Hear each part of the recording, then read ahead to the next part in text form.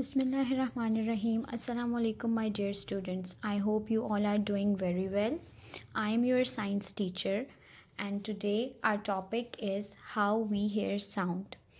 पीछे लेसन में हम लोग पढ़ चुके हैं कि साउंड क्या है, साउंड किस तरह प्रोड्यूस होती है, साउंड किस तरह ट्रैवल होती है, साउंड की कैरेक्टरिस्टिक्स क्या हैं.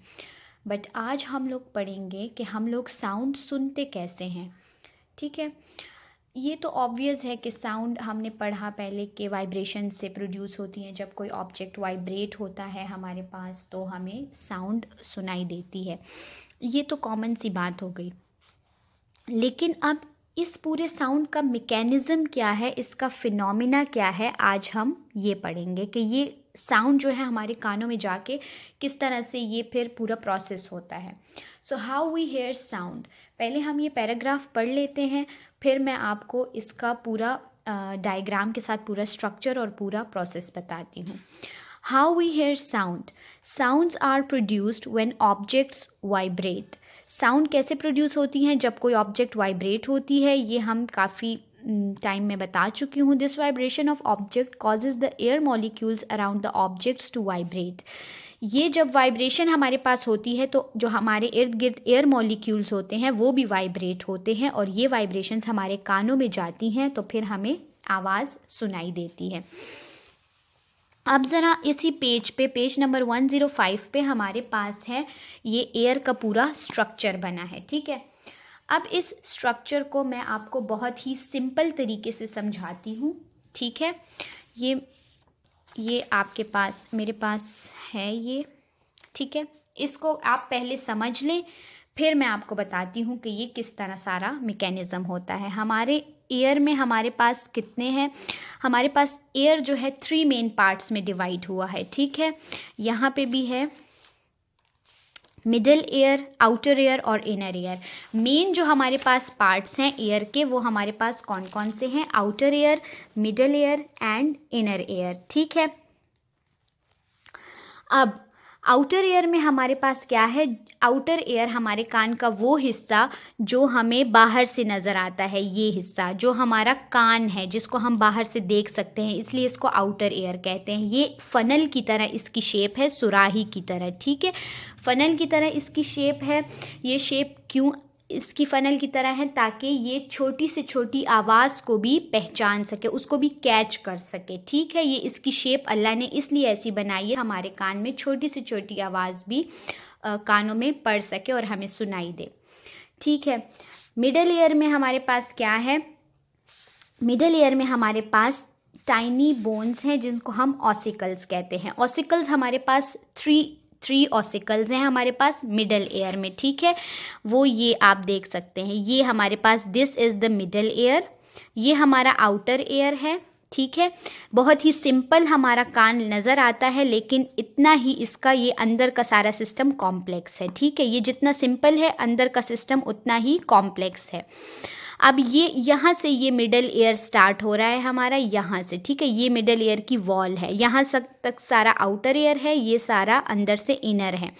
इनर में हमारे पास मिडल एयर और फिर अंदर और भी जो अंदर जो एंड तक जाएं तो ये हमारा इनर एयर का सारा हिस्सा है. पहले हम मिडल एयर को डिस्कस करेंगे. मिडल एयर में हमारे पास 3 किस्म की बोन्स हैं. ठीक है, 3 किस्म की बोन्स हैं. कौन कौन सी बोन्स हैं, मैलियस, इनकस एंड स्टेप्स.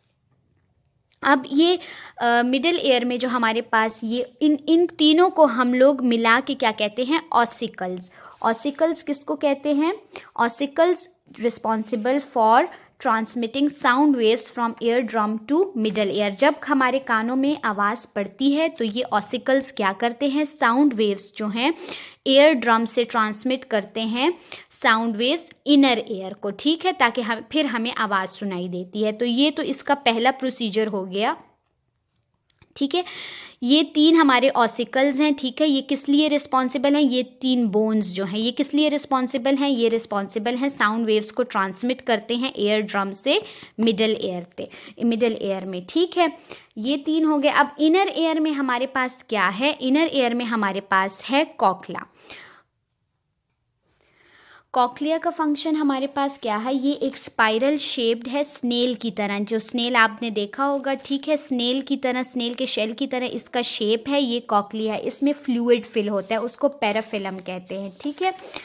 हमारे पास ये कॉकलिया का फंक्शन क्या है, कॉकलिया हमारे पास ऑडिटरी ऑर्गन है जिससे हम लोग आवाज़ हमें सुनाई देती है, ठीक है। ऑडिटरी रिसेप्टर्स इसमें प्रेजेंट होते हैं जो हेल्प करते हैं हमें आवाज़ सुनने में। तो ये आपको मैंने स्ट्रक्चर समझा दिया, अब इसकी एक्सप्लेनेशन पढ़ते हैं तो फिर आपको सही से समझ आ जाएगी। Our ears are shaped like a funnel, जिस तरह मैंने अभी बताया हमारे जो आउटर एयर है वो फनल की शेप की है, ठीक है। लो साउंड्स, छोटी छोटी आवाज़ों को कैच करने के लिए, छोटी से छोटी मतलब बिल्कुल लाइट आवाज़ें जो हों। The relatively simple outer structure is in contrast to the complex inner structure, जो आउटर स्ट्रक्चर है हमारे कान का, जो बाहर का हिस्सा है वो सिंपल है, लेकिन अंदर का जो स्ट्रक्चर है वो बहुत ही कॉम्प्लिकेटेड है। In the middle of our inner ears, हमारा जो मिडल ईयर का हिस्सा है, there are tiny bones called ossicles. मैं समझा चुकी हूँ, अभी बताया मैंने आपको, ये टाइनी बोन्स है मिडल ईयर में, इनको हम क्या कहते हैं, इन तीनों को ऑसिकल्स कहते हैं। ये तीन बोन्स हैं, ठीक है, इनको ऑसिकल्स कहते हैं। And a membrane called ear drum, और मेम्ब्रेन, ये वाली मेम्ब्रेन है, इसको हम ईयर ड्रम कहते हैं, ठीक है। ये वाली मेम्ब्रेन है, इसको ईयर ड्रम कहते हैं। When sound waves strike these, जब साउंड वेव हमारी इधर इसको स्ट्राइक करती है, जब वाइब्रेशंस इसमें पड़ती हैं, vibration of waves causes these bones and ear drums to vibrate, जब आवाज़ हमारे कानों में पड़ती है, ठीक है, वो यहाँ से ट्रैवल होती है ईयर ड्रम और इन बोन्स को हिट करती है, ठीक है। तो ये बोन्स में क्या होती है, इन बोन्स में वाइब्रेशन प्रोड्यूस होती है। These vibrations then go into a fluid-filled chamber called cochlea, which look like a spiral-shaped snail. जब इधर से हमारे पास vibrations प्रोड्यूस हुई, ठीक है, इन हमारे साउंड वेव्स ने इसको और इन बोन्स को और एयर ड्रम को हिट किया, तो ये हमारे जो वाइब्रेशंस है वो कहाँ गई, इस वाले हिस्से में आ गई हमारे पास कॉकलिया में। इधर हमारे पास फ्लूइड फिल्ड कॉकलिया है ये, ठीक है। The cochlea is lined with tiny hairs that are connected to the auditory nerve. Auditory nerve जो हमारा, वो वाली नर्व जो हमारे सुनने से उसका मतलब काम है, जो उसके साथ अटैच है, ऑडिटरी नर्व हमारी कॉकलिया के साथ अटैच है, जिसकी मदद से हम लोग सुनते हैं, तो ये उसके साथ कनेक्ट है, ठीक है। These hairs move and shake when the sound waves hit them, ये जो छोटे बाल होते हैं ये मूव करते हैं और शेक करते हैं जब वाइब्रेशंस होती हैं, और इस तरह हमें आवाज़ आती है। Sending messages to our brain, हमारे ब्रेन को मैसेज चला जाता है कि अब हमें कुछ सुनाई दे रहा है, that we hear a sound. All this happens in a split second, और ये सारा प्रोसेस जो है ये बहुत ही सेकेंड्स में हमारे पास होता है, ठीक है। तो ये हमारे पास ये पूरा प्रोसेस था जिससे हमें आवाज़ सुनाई देती है। I hope you all understand today's lecture. Thank you so much.